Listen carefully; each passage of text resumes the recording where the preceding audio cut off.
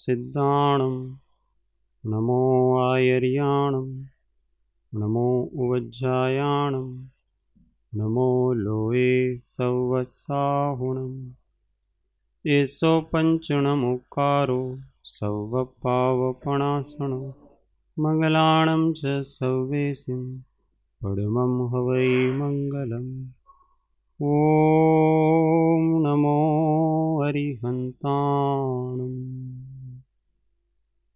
महादेव्या कुक्षिरत्नं शब्दजितर्वात्मजं राजचन्द्रम् अहं वन्दे तत्त्वलोचनदायकं प्रभुतत्त्वलोचनदायकं जे स्वरूप समजा विना पाम्यो दुःख अनंत समजाव्यो ते पदनम श्री सद्गुरु भगवन् परात्पर गुरुवे नमः परम्पराचार्य गुरुवे नमः परम गुरुवे नमः साक्षात् प्रत्यक्ष सद्गुरुवे नमो नमः अनंत अनंत भाव भेदथी भरेली भली अनंत अनंत नाय निक्षेपे व्याख्यानी छे सकळ जगत हित कारिणी हारिणी मोह तारिणी भवाब्धि मोक्ष चारिणी प्रमाणी छे उपमा आप्यानी जेने तमारा कविते व्यर्थ आपवाथी निजमति मापाई में मानी छे अहो राजचंद्र बाळ ख्याल नथी पामताय जीनेश्वर तणी जाणी तेणे जाणी छे गुरुराज तणी वाणी जाणी तेणे जाणी छे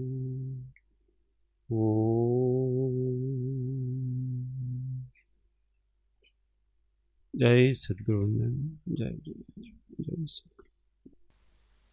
સ્વાધ્યાયમાં શ્રી મંગતરાયજી કૃત 12 ભાવનાઓનું ચિંતન ચાલે છે. પૃષ્ઠ સંખ્યા 75 આશ્રવ ભાવના. ચલો 12 ભાવનાનું નામ કોને કોને નથી હજી સુધી આવડ્યા? કિરીટભાઈ, ચાલો બાકી બધાને આવડી ગયા. ચલ અક્ષત બોલ. અનિત્ય ભાવના, અશરણ ભાવના, સંસાર ભાવના, એકત્વ ભાવના, અન્યત્વ ભાવના, અશુચિ ભાવના, આશ્રવ ભાવના, સંવર ભાવના, નિર્જરા ભાવના, લોક સ્વરૂપ ભાવના, બોધિ દુર્લભ ભાવના, ધર્મ ભાવના. વેરી ગુડ, તાલી. ચલો તેજસ. અનિત્ય ભાવના, અશરણ ભાવના,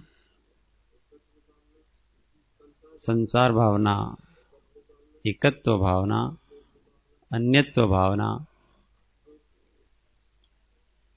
અશુચિ ભાવના, આશ્રવ ભાવના, સંવર ભાવના, નિર્જરા ભાવના, લોક સ્વરૂપ ભાવના, बोधि दुर्लभ, धर्म भावना. Very good. चलो अपने यहाँ के सबसे छोटे श्रोता को आ गया, इसका मतलब सबको आ गया आपने. हाँ हाँ, बराबर. छोटी उम्र में सब ग्रास्पिंग पावर बहुत अच्छा होता है. सब काम छोटी उम्र में ही होता है, बड़ी उम्र में आकर के कोई काम ढंग से होता। इसलिए छोटी उम्र में जो करना है वो कर लेना।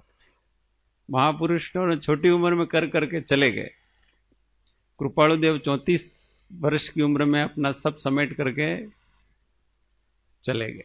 विवेकानंद 39 साल की उम्र में सारी दुनिया को हिला के चले गए। सारी दुनिया को हिला दी उन्होंने, केवल 39 इयर्स। और ऐसे बहुत से बड़े बड़े महापुरुष हुए हैं। शंकराचार्य ने 16 साल में चारों धाम सारे भारत को बांध दिया, 16 साल की उम्र में उनकी। ज्ञानेश्वर जी 21 साल की उम्र में अपना काम करके चले गए। ऐसे अलग अलग महापुरुष। स्वामी रामतीर्थ 37 साल की उम्र में अपना काम करके चले गए। वो भी विवेकानंद की तरह सारी दुनिया में प्रसिद्ध हुए। और तो अपने पुराणों के तो हैं, भक्त प्रहलाद ने, ध्रुव ने छोटी उम्र में काम करी। छोटी उम्र बहुत अच्छी होती है, कोई बात नहीं, परंतु कोई छोटी उम्र में चूक गया तो मोटी उम्र में भी करना। जब जागे तब सवेरा। जो 45 साल के पहले पहले जाग जाता है वो अपने ध्येय को पूरा कर लेता है। इतने 45 साल पहले पहले तो व्यक्ति को जागना ही चाहिए, तब तक उसकी एनर्जी होती है, क्योंकि 60-70 साल तक कर सकता है व्यक्ति। और अगर संकल्प शक्ति हो तो 90 साल की उम्र में भी बहुत कुछ हो सकता है। राजस्थान में एक गोगाजी करके लोक संत हुए। एक्चुअली वो संत भी थे और वीर थे, गोगाजी चौहान करके। उन्होंने 90 वर्ष की उम्र में मोहम्मद गजनवी से लड़ाई लड़ी थी। सोमनाथ पर मोहम्मद गजनवी ने आक्रमण किया और लूट करके वो सारा माल ले जा रहा था। उसके प्रतीकार में 90 साल की उम्र में लड़ाई लड़ी थी और मोहम्मद गजनी की सेना का कोई सैनिक जीवित नहीं रखा। ऐसी लड़ाई लड़ी उन्होंने। यदि भी वो गया, फिर रेगिस्तान में उनका लड़का था, उन्होंने रेगिस्तान में बचे कुछ जितने भी थे उन सबको भटका दिया। एक भी सैनिक मोहम्मद गजनवी का बाकी नहीं रहा। ऐसी लड़ाई उन्होंने कितने साल की उम्र में लड़ी थी वो? 90 वर्ष की उम्र में। और वहां जहां जिस तरह उनका घोड़ा जाए उस तरफ सिर कटे हुए मिले उसको। 90 इयर्स की उम्र में इतना तेज उनके अंदर। इसलिए उम्र कोई बाधाएं होती नहीं है, संकल्प शक्ति चाहिए। राजस्थान के वीरों की ऐसी कथा है। कभी राजस्थान के वीरों की कथा पढ़ना चाहिए अपने को, ताकि अपने में इतनी ऊर्जा आती है कि ये लोग देखो सांसारिक ही लौकिक ही है सारी चीजें, पर लौकिक काम में भी कितना समर्पण है। तो हमको अलौकिक काम करना है। अनंत काल तक जो आनंद खत्म नहीं होगा, ऐसे आनंद की प्राप्ति करने तो हमको कितना त्याग, कितना बलिदान, कितना समर्पण, कितना अनुशासन, कितना वीर्य स्फुरण, कितना संयम, ये सब रखना पड़ता है, बहुत अधिक रखना पड़ता है। आश्रव भावना, एक एक लाइन। पहले आश्रव क्या होता है वो समझ लेना। आश्रव का मतलब सामान्य रूप से आश्रव का शब्द का अर्थ होता है आना। कहीं से आने को आश्रव कहते हैं। जैसे दरवाजे से स्वाध्याय हॉल में किसी ने प्रवेश किया तो उसको आश्रव कहते हैं, आना। पानी कहीं से आ रहा है तो उसको आश्रव कहते हैं। ऐसे ही यहां आश्रव भावना में अपने आत्म प्रदेशों के ऊपर कर्मों का आना, उसका नाम आश्रव कहलाता है। आना का अर्थ क्या है कि कर्म तो कहीं बाहर से नहीं आते हैं। देखो, कर्म शब्द है वो अलग अलग जगह अलग अलग अर्थ में लिया जाता है। सामान्य रूप से लोक में कर्म का अर्थ क्रिया से लिया जाता है। जैसे मैंने भोजन किया तो भोजन का कर्म हुआ, मैं सोया तो शयन का कर्म हुआ, मैं बोल रहा हूं तो बोलने का कर्म हुआ। तो सामान्य रूप से कुछ करने को, प्रवृत्ति को सामान्य रूप से कर्म ऐसा नाम दिया जाता है। यहां पर कर्म का अर्थ कुछ करने के रूप में नहीं है। यहां पर कर्म का अर्थ पौद्गलिक वर्गणाएं हैं। पुद्गल के परमाणुओं के ऐसे जो समूह हैं और उन पुद्गल के परमाणुओं के समूह में आत्मा के ज्ञानादि गुणों को आवृत करने का, घात करने का सामर्थ्य होता है, उनको यहां पर कर्म ऐसा नाम दिया जाता है। और वो कर्म परमाणु हैं, वो अपने आत्म प्रदेशों के ऊपर लग जाते हैं तो हमारी आत्मा की शक्तियां हैं वो प्रकट नहीं हो पाती हैं, आवृत होकर के रहती हैं। तो ऐसे परमाणुओं का आत्मा के ऊपर जमना, आना, उसका नाम आश्रव कहलाता है। और आना का अर्थ क्या है? ऐसे कर्म के परमाणु हैं इस लोक में, सब जगह व्याप्त हैं। 3 लोक में ऐसी कोई जगह नहीं है जहां पर वो कर्म के परमाणु व्याप्त नहीं है, सब जगह। और वो परमाणु हमारे आत्म प्रदेशों के ऊपर भी हैं, क्योंकि हम भी तो इसी लोक में है ना। हमारा आत्मा जहां जिस शरीर में रहता है वहां भी तो वो कर्म परमाणु हैं। वो इंद्रियों के गोचर नहीं है, दिखते नहीं है, बहुत सूक्ष्म होते हैं। तो वो हर जगह हैं। वो पहले से ही अपने आत्म प्रदेशों के ऊपर भी हैं, परंतु जब वो कर्म रूप परिणत नहीं होते तब तक उनको कर्म संज्ञा नहीं है। कार्मण वर्गणा के परमाणु होते हैं वो कर्म रूप परिणत होते हैं। अब कर्म रूप परिणत होने का क्या अर्थ है कि उनमें प्रकृति, प्रदेश, स्थिति और अनुभाग, ये 4 शक्तियां, 4 गुण पड़ जाते हैं उसके अंदर, तो वो कर्म रूप हो गया ऐसा कहते हैं। जब तक उसमें प्रकृति, प्रदेश, स्थिति और अनुभाग नहीं पड़ता है। प्रकृति का मतलब आत्मा की कौन सी शक्ति को आवृत करता है, ज्ञान को आवृत करता है कि दर्शन को आवृत करता है कि सुख को आवृत करता है, आनंद को आवृत करता है, चारित्र को आवृत करता है कि किसको आवृत करता है, उसका नाम है प्रकृति। वो प्रकृति होती है। प्रदेश का मतलब उसका कितना समूह है, संख्या, वो प्रदेश कहलाता है। स्थिति का अर्थ होता है अपने आत्मा पर वो कर्म रूप में कितने समय तक रहता है, उसको स्थिति कहते हैं। और अनुभाग का अर्थ होता है कि वो जब अपना फल देता है तो कितनी तीव्रता अथवा मंदता से देता है, वो उसका अनुभाग कहलाता है, फल। तो ये चारों पड़ जाते हैं तो उसको कर्म कहते हैं। और ये चारों नहीं होते हैं तो मात्र कार्मण वर्गणा कहलाती है। और जब हो गया तो भर गया तो शरीर। जैसे कि ऐसा माने अपन कि मृत देह है और उसके अंदर प्राण फूकना है, वो कर्म बनना है। मृत देह है वो कार्मण वर्गणा है, वो अभी किसी को कोई नुकसान नहीं कर रहा है। और जब उसके अंदर प्राण फूक देते हैं तो उसके अंदर चैतन्य आ जाता है। ऐसे ही कार्मण वर्गणाओं में प्रकृति, प्रदेश, स्थिति और अनुभाग पड़ जाता है तो वो कर्म बन जाता है।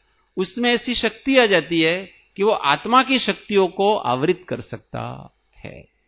और वो अपने जीव के भाव करने से, ऐसे अपने आत्मा के प्रदेशों के ऊपर जो कार्मण वर्गणाएं लगी हुई हैं, वो अपन कुछ भी भाव करते हैं, अच्छा भाव करते हैं तो वो अच्छे कर्म बनते हैं, पुण्य कर्म बन होते हैं, उनका उदय पुण्य के रूप में आता है। और जब हम बुरे भाव करते हैं तो बुरे कर्म बनते हैं और उसका उदय पाप के रूप में आता। हमारे भावों के ऊपर वो कर्म बन जाते हैं। उन अपने भाव करने से उन कार्मण वर्गणाओं में प्रकृति, प्रदेश, स्थिति और अनुभाग रूप कर्म बनना, इसका नाम कर्म का आश्रव ऐसा कहा जाता है। आश्रव का नाम आना नहीं, बनना, कर्म बनने को आश्रव कहते हैं। ये भावना यहां पर भी बताएंगे। अभी तक 6 भावनाएं थी, वो भाव प्रधान थी, अध्यात्म प्रधान थी। अब 6 भावनाएं हैं वो सिद्धांत प्रधान है और वो सारा का सारा आगम के हिसाब से, शास्त्रीय पद्धति से इनका विवेचन सारा का सारा चलेगा। एक एक लाइन झेलना। ज्यों सर जल आवत मोरी त्यों आश्रव कर मन को। ज्यों सर जल आवत मोर आश्रव कर मन को। दर्वित जीव प्रदेश गहे जब पुद्गल भर मन को। दर्वित जीव प्रदेश गहे जब पुद्गल भर मन को। भावित आश्रव भाव शुभाशुभ निश दिन चेतन को। भावित आश्रव भाव शुभाशुभ निश दिन चेतन को। पाप पुण्य के दोनों करता कारण बंधन को। पाप पुण्य के दोनों करता कारण बंधन को। पन मिथ्यात योग 15-12 अविरत जानो। पन मिथ्यात योग 15-12 अविरत जानो। पंचरु 20 कषाय मिले सब 57 मानो। पंचरु 20 कषाय मिले सब 57 मानो। मोह भाव की ममता टारे पर परिणत खोते। मोह भाव की ममता टारे पर परिणत खोते। करे मोक्ष का यत्न निराश्रव ज्ञानी जन होते। करे मोक्ष का यत्न निराश्रव ज्ञानी जन होते। सब साथ में। ज्यों सर जल आवत मोरी त्यों आश्रव कर मन को। दर्वित जीव प्रदेश गहे जब पुद्गल भर मन को।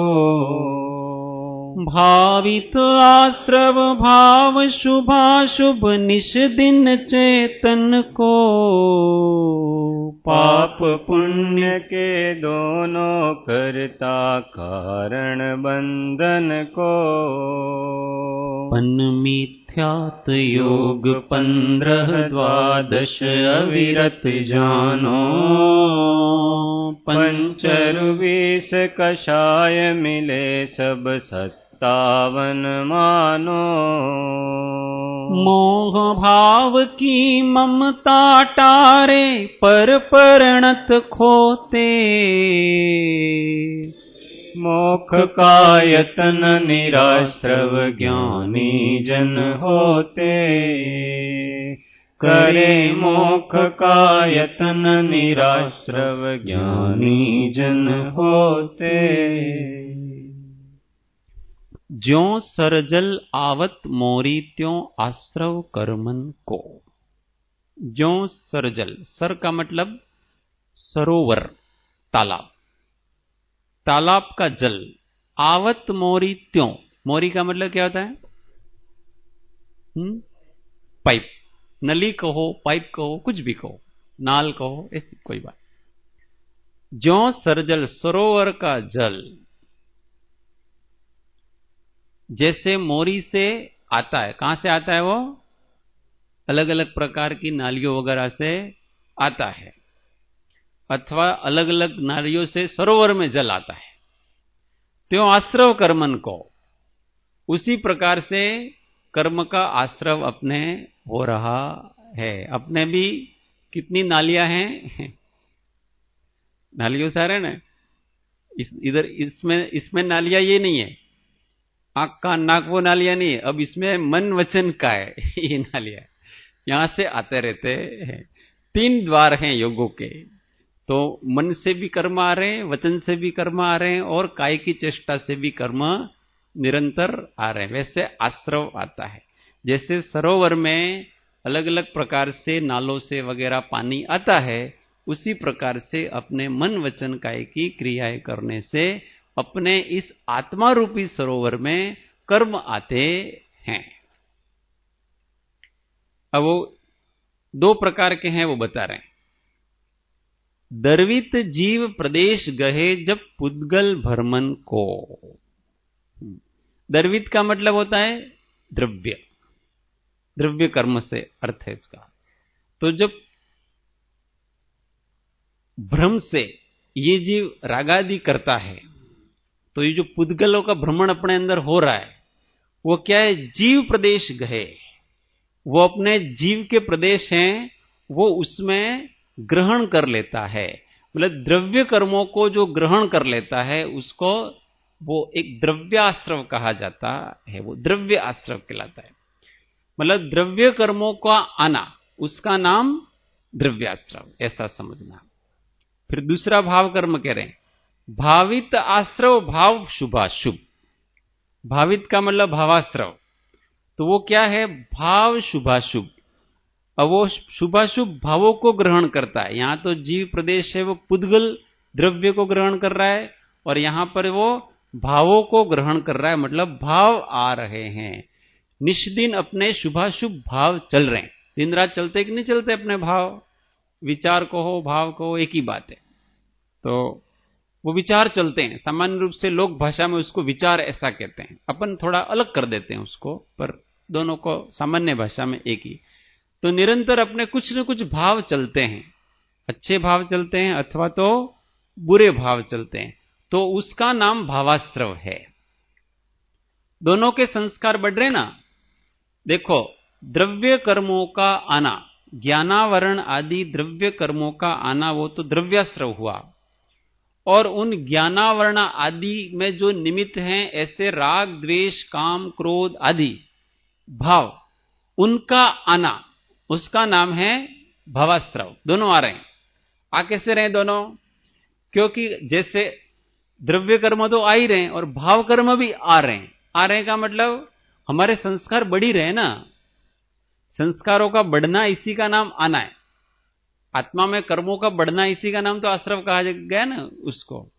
तो जैसे हम क्रोध करते हैं, तो क्रोध का संस्कार बढ़ा कि नहीं बढ़ा अपने, तो वो क्रोध का संस्कार बढ़ना वो भावाश्रव है। मान किया तो मान का संस्कार पड़ गया, उसमें वृद्धि होगी, तो वो भावाश्रव है। ऐसे ये जितने शुभ और अशुभ, मंद क्रोध होता है इसको शुभ कहते हैं, अधिक क्रोध होता है उसको अशुभ कहते हैं। ये कषाय ही शुभ और शुभ हैं। शुभ का मतलब ऐसा नहीं कि कोई, शुभ का मतलब बहुत अच्छी चीज कोई होगी। कम कषाय होती है उसी का नाम शुभ कहते हैं, और तीव्र कषाय होती है उसी का नाम अशुभ कहते हैं।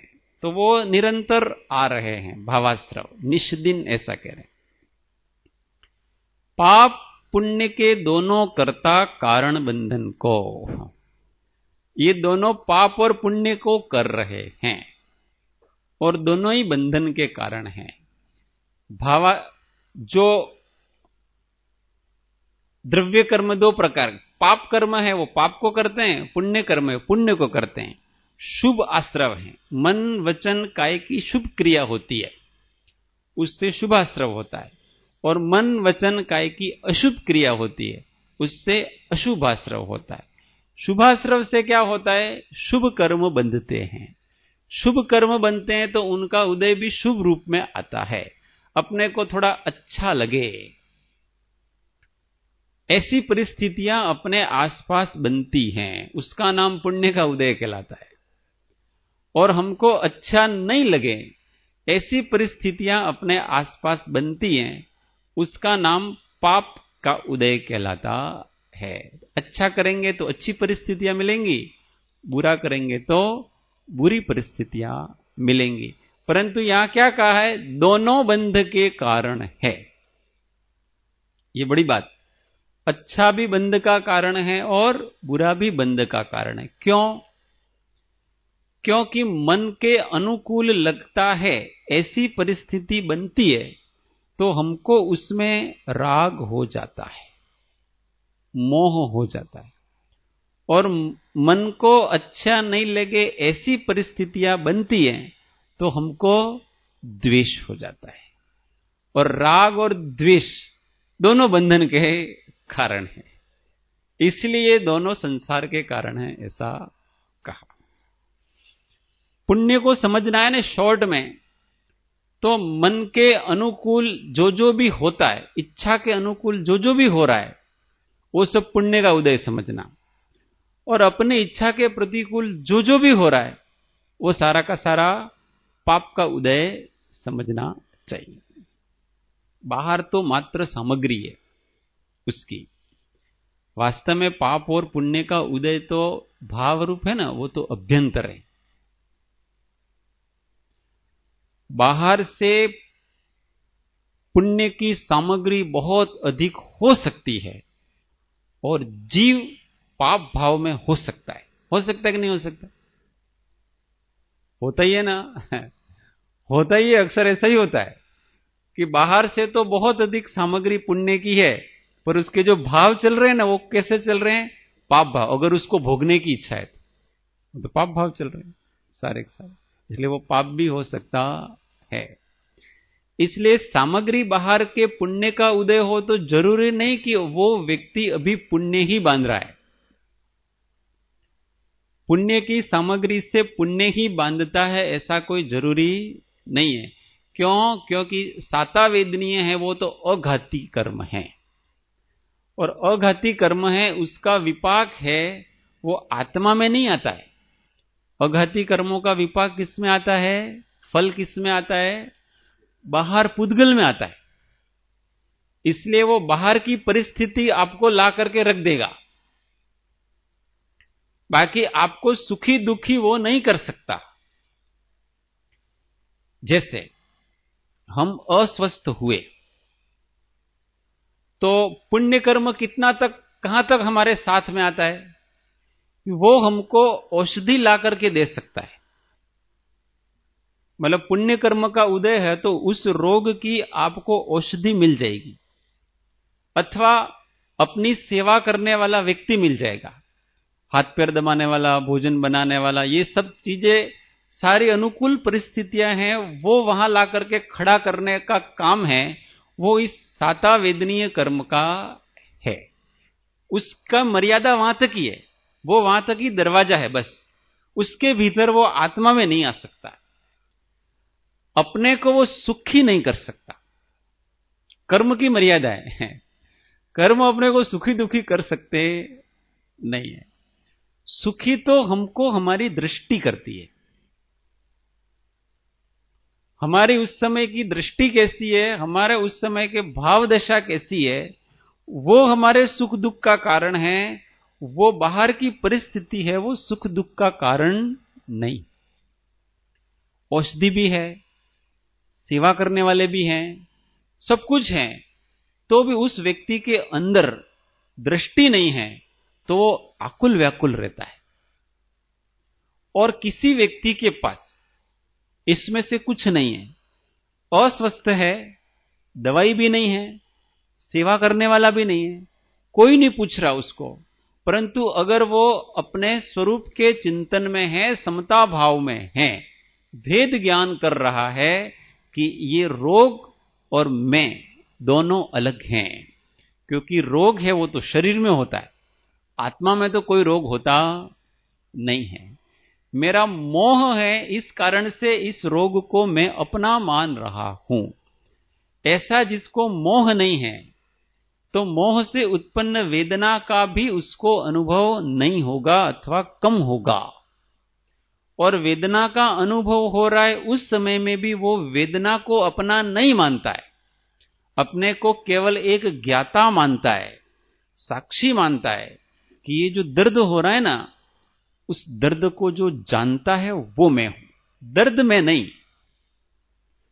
दर्द तो मोहनीय कर्म के विपाक के फलस्वरूप है, अथवा वेदनीय कर्म के विपाक के फलस्वरूप है, और उसमें मेरा मोह जुड़ रहा है ना, इस कारण से मेरे को उस दर्द की अनुभूति हो रही है। तो न तो मैं मोह में हूं, न वो दर्द में हूं, न मोहनीय कर्म में हूं, इसमें से मैं तो कोई नहीं हूं। इन सब में मैं तो क्या हूं? सहज ज्ञाता दृष्टा समता में रहने वाला चैतन्य तत्व हूं। ऐसा जिसका अभिगम होता है, उसको बाहर की अच्छी सामग्री नहीं हो तो भी उसके भाव अच्छे रहते हैं, अर्थात वो स्वरूप में रहता है। इसलिए बाहर की सामग्री ने क्या किया? कुछ नहीं किया। इसलिए कहते हैं कि कर्म कुछ नहीं करते हैं। कोई अपेक्षा से ऐसा कहते हैं ना, जड़ कर्म घुमाता है मुझको, यह मिथ्या भ्रांति रही मेरी। मैं रागी द्वेषी हो लेता, जब परिणति होती जड़ केरी। यों भाव कर्म या भाव मरण, सदियों से करता आया हूँ। निज गंध निज अनुपम गंध, अनल से प्रभु निज गंध जलाने आया। दीप है, निज दीप जलाने। मतलब कहने का अर्थ ये है कि जड़ कर्म है, उनकी अपनी एक क्षमता है, उनकी एक मर्यादा है। उस मर्यादा तक ही वो रह सकते हैं, अपने आत्मा में घुस सकते नहीं हैं। हमको जब वो अपने लगते हैं, उसका उदय अपना लगता है, तब जाकर के हम परेशान होते हैं। कोई परेशान नहीं होता है भेद ज्ञान करता है। ज्ञानी और अज्ञानी में इतना ही अंतर है। ज्ञानी के अज्ञानी जन, सुख दुख रहित न कोय। ज्ञानी वेदे धैर्य थी, अज्ञानी वेदे रोए। ज्ञानी तो धैर्य से और मजा आता है उसको। तकलीफों में जिसको मजा आता है वो ज्ञानी का लक्षण है। ज्ञानीपना किसका? तो जिसको भी तकलीफ आती है, असुविधा आती है, जीवन में प्रतिकूलताएं आती हैं, और वो मस्त रहता है, इसका नाम ज्ञानी कहलाता है। पाप पुण्य के दोनों कर्ता, कारण बंधन। पाप और पुण्य के दोनों कर्ता हैं, इसलिए वो बंधन के कारण है। अब आगे कहते हैं, इस संबंध में किसी को कुछ पूछना है तो पूछ सकते हैं। अब ये आश्रव कितने प्रकार के हैं वो भेद बताते हैं। पन्मिथ्यात्व योग 15-12 अविरत जानो, पंचरु 20 कषाय मिले सब 57 मानो। ये सब 57 है। कौन कौन से हुए? पन मिथ्यात्व, पन का मतलब होता है 5, 5 प्रकार का मिथ्यात्व। योग 15 प्रकार के योग। कितने हुए? चलो छोटो गणित लगाओ, 5 और 15 कितने हुए? 20। 12 अविरत जानो। अविरति कितनी है, कितने प्रकार की है? 12 प्रकार का अविरति। कितने हुए? 32। पंचरु 20 कषाय। कषाय कितनी है? 5 और 20 कितने हुए? 25 कषाय। 32 में से 25 जोड़ो, 57 हो गए। तो ये सब 57 है मिलकर के। पता पड़ गया कौन कौन से? 5 प्रकार के मिथ्यात्व, 15 प्रकार के योग, 12 प्रकार की अविरति, 25 प्रकार के कषाय, ये सब मिलकर के 57 हैं। अब 5 प्रकार का मिथ्यात्व किसको याद है? 5 प्रकार के मिथ्यात्व सुरेखा दीदी को याद है। Very good. और कॉन्फिडेंस जिसको है वो बताना भाई, जिसको याद है। अनुपम भाई को याद, उषा बहन। हाँ चलो बताओ, उषा बहन तुम बताओ। नहीं, मिथ्यात्व के 5 प्रकार नहीं, अविरति नहीं। यहां वो आश्रव के 5 कारण नहीं, आश्रव के 5 कारण नहीं पूछ रहे हैं, यहां मिथ्यात्व के 5 भेद पूछ रहे हैं। पन मिथ्यात्व ऐसा है ना, 5 प्रकार के मिथ्यात्व। देखो आश्रव के 5 कारण बता दिए, मिथ्यात्व, अविरति, योग, कषाय, ये सब। इसमें प्रमाद नहीं लिया, प्रमाद बाद वो उसकी जगह पर सारे योग लिए, इसलिए 4 ही लिए उसने। तो इनमें से 5 प्रकार का मिथ्यात्व कौन कौन सा है? हाँ, यस, वेरी गुड। चलो अनुपम भाई। एकांत, विनय, संशय, अज्ञान। कु नहीं, कोई वो नहीं, वो तो दोहा याद है इसलिए आपने बोला है। एक रह गया, बोलो। हाँ, ग्रहित अग्रहित तो वो अलग भेद है उसका। विपरीत, तो संशय, विपरीत, अज्ञान, विनय और एकांत। एकांत और विनय, ऐसा इसका क्रम है। पहला संशय, फिर विपरीत, फिर अज्ञान, फिर एकांत और फिर विनय मिथ्यात्व। ऐसा ये 5 भेद हैं उसके। संशय मिथ्यात्व किसे कहते हैं? देखो, पहले तो मिथ्यात्व किसे कहते हैं वो तो पता है ना। मिथ्यात्व का अर्थ होता है उल्टी मान्यता। जो जैसा है वैसा नहीं मानना, उल्टा मानना। जैसे हम आत्मा हैं पर अपने आप को शरीर आदि मानना, उसको मिथ्यात्व कहते हैं। कोई जड़ है उसको चेतन मान लेना, कोई चेतन है उसको जड़ मान लेना। तो जो भी हम उल्टा माने, स्त्री को पुरुष मान लेना, पुरुष को स्त्री मान लेना, जो जैसा है वैसा नहीं मानना, उसको विपरीत मान लेना, उसका नाम है मिथ्यात्व।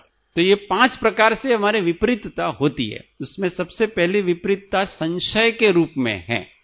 संशय मिथ्यात्व क्या है? दृष्टांत अभी नहीं पूछा। हाँ हाँ, जिनेंद्र भगवान के वचनों के ऊपर श्रद्धा नहीं होना। देखो, अपने मूल से पकड़ना है उसको। ये तो एक उपचार से ऐसा है, निमित्त की अपेक्षा से कथन है। संशय का मतलब होता है संशय होना, ये ऐसा है कि ऐसा है। तो जो तत्वार्थ बताए गए हैं श्री सर्वज्ञ देव द्वारा, जीवादि तत्वार्थ बताए हैं, जीव अजीव आश्रय बंध संभ निर्जरा मोक्ष पाप पुण्य अथवा 100 पर जो जितने षड्द्रव्यादि बताए हैं, कि वो इस प्रकार से हैं कि इस प्रकार से, इस प्रकार से उसमें संशय बुद्धि रहा करती है। उस संशय बुद्धि से उसके अंदर विपरीतता आती है। सही ठिकाने पर, सही निर्णय पर नहीं पहुंच पा रहा है। कभी तो अपने को आत्मा मानता है, कभी शरीर मान लेता है। तो उसका मतलब उसको ठीक बराबर लक्षण पता नहीं है। संशय नाम उसका है कि एक जैसे बहुत से 2 वस्तुएं हैं, उन 2 वस्तुओं में साम्य सदृश बहुत से लक्षण हैं, मिले जुले लक्षण। परंतु उनमें से एक लक्षण ऐसा है कि उन दोनों वस्तुओं को अलग करता है। उन दोनों वस्तुओं को एक करने वाले तो बहुत से लक्षण हैं, परंतु उनको अलग करने वाला एक लक्षण है कि उस लक्षण को अगर आप देखो तो उन दोनों को आप अलग कर सकते हो। जैसे एग्जाम्पल कि मोर और, अरे मोर क्या कहते हैं, बगुला और हंस, इन दोनों में बहुत सी चीजें साम्यता वाली चीजें। ऐसे कोयल और पपीहा, बहुत सी चीजें साम्यता वाली है, दोनों की आवाजें वगैरह सब एक जैसी होती है। पर कुछ लक्षण, एक लक्षण ऐसा है कि जिससे उन दोनों में भेद कर सकते हैं। तो उस लक्षण का पता नहीं होने के कारण से समानताएं बहुत अधिक दिखती हैं, इसलिए उसको ऐसा मान लेते हैं कि यार ये है कि तो। जैसे इसका एग्जाम्पल देते हैं, खेत में अपन वो लगाते हैं चाड़ियों, गुजराती में चाड़ियों कहते हैं, हिंदी में अड़वा ऐसा कहते हैं, अड़वो ऐसा अड़वा कहते हैं, हिंदी में ठूठ आता है, ठूठ कहते हैं उसको। उसमें क्या करते हैं कि वो पक्षी आकर के बैठे नहीं, जानवर नहीं है, इसके लिए खेत के बीचों बीच उसको गाड़ देते हैं और ऐसे हाथ बनाते हैं, लकड़ी के हाथ बनाते हैं, ऊपर एक खड़ी लकड़ी रखते हैं और जैसे चर्च बनाते हैं ना, चर्च के उसके ऊपर एक मटका रख देते हैं ताकि वो सिर दिखे, सिर के जैसा मटका रख देते हैं उसके ऊपर और उसको पूरा ढक देते हैं, सर चादर से ढक देते हैं। ऐसा लगता है जैसे कि वो इंसान है।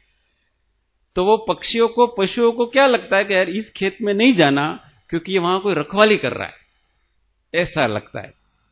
अब वो दूर से कोई देखे तो उसको ऐसा लगता है कि ये इंसान है कि ये ठूंठ है अथवा अडवा है अथवा चाड़िया है, क्या दोनों में क्या है? अब दोनों में साम्यताएं बहुत हैं। जैसे जीवित इंसान है, उसमें सिर है तो इसके भी सिर है, इसके हाथ है तो इसके भी हाथ हैं, इसके पैर है तो इसके भी पैर हैं, उसने कपड़े पहन रखे इसने भी कपड़े पहन रखे हैं। ऐसे बहुत सारी चीजें उसमें एक जैसी मिलती हैं, परंतु उन दोनों में एक चीज ऐसी है जो उन दोनों को अलग करती है। वो कौन सी? चेतना। हाँ। कि वो जो अडवा है उसमें ठूंठ है, उसमें चेतना नहीं है, और वो जो जीवित व्यक्ति है उसमें चेतना है। बस वो चेतना वाला लक्षण उसको पता नहीं है, इसलिए दोनों में उसको संशय हो रहा है।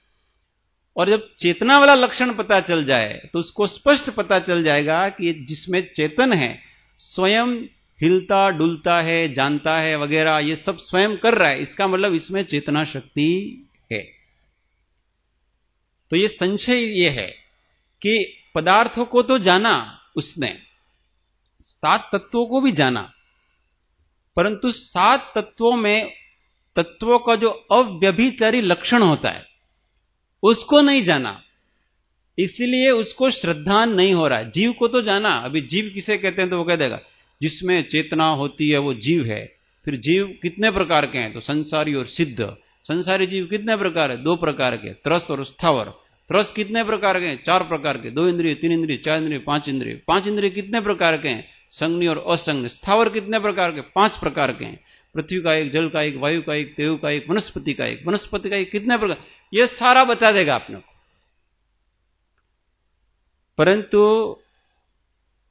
जीव भाव है उसको वो पकड़ नहीं पाता है।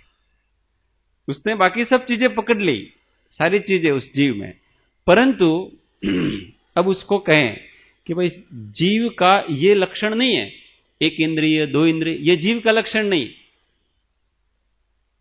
मुक्तपना और संसारीपना ये भी जीव का लक्षण नहीं। त्रसपना आदि भी जीव का लक्षण, इसमें से एक भी लक्षण जीव का नहीं। ये तो सब कर्म के उदय से बनी हुई उसकी अवस्थाएं हैं, उसी को वो जीव मान रहा है। क्यों? क्योंकि उसको जीव का अव्यभिचारी लक्षण पता नहीं है। उसको जीव का एक ही लक्षण है। वो क्या है?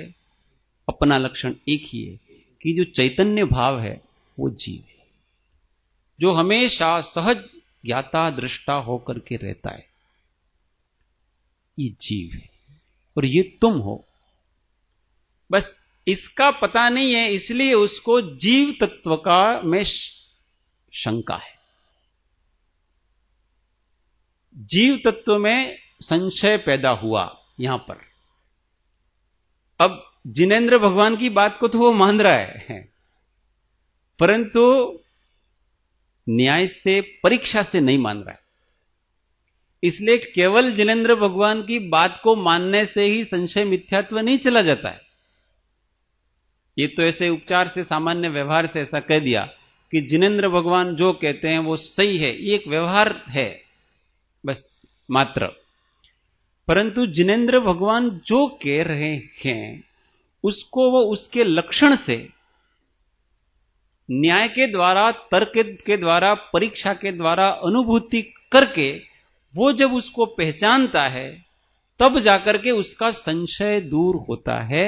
इसके पहले उसका संशय बना ही रहता है। इसलिए 7 तत्वों का अभ्यास करते करते भी ये संशय मिथ्यात्व बना रहता। यार आत्मा हूं मैं ऐसा कहते तो हूं, ज्ञाता दृष्टा हूं ऐसा कहते ही हैं, परंतु विश्वास नहीं हो रहा है। अरे यार ये डर सारे किस कारण से है? सारे भय है वो अविश्वास के कारण, इस संशय मिथ्यात्व के कारण से। क्योंकि ये नहीं जा रहा है, अभ्यास तो बहुत हो रहा है सब कुछ, पर संशय नहीं जा रहा और एक निर्णय नहीं हो रहा है कि मैं अविनाशी आत्मा हूं। हाँ, मैं अविनाशी तत्व हूं, मैं जन्मता हूं, न मरता हूं, न मुझे रोग होता है, न मुझे वृद्धावस्था आती है, न मुझे बाल्यावस्था आती है, न मेरी जरा होती है। मैं सर्वदोष सहज चैतन्य तत्व हूं। और ये जितनी अवस्थाएं हैं वो कर्म के उदय से होने वाले मिश्र पौद्गलिक अवस्थाएं सारी की सारी हैं, ये मेरी अवस्थाएं निश्चय से नहीं हैं, ऐसा उसको बराबर पक्का निर्णय नहीं है। ये पक्का निर्णय नहीं होना, इसका नाम है ये संशय मिथ्यात्व कहलाता है। ये मिथ्यात्व इतना सरल नहीं है कि जल्दी से चला जाए। आगे की चर्चा कल करेंगे।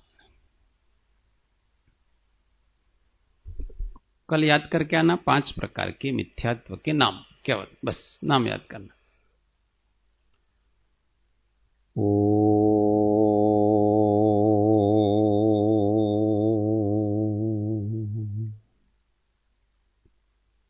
सुखधाम अनंत सुसंत चही, दिन रात्र रहे तध्यान मही, पर शांति अनंत सुधामय जे, प्रणमो पद ते वरते जयते। वो प्रणमो पद ते वरते जयते। सद्गुरु परम कृपाळु त्रिलोकनाथ की जय, सब संतन की जय। आनंद घन ओम।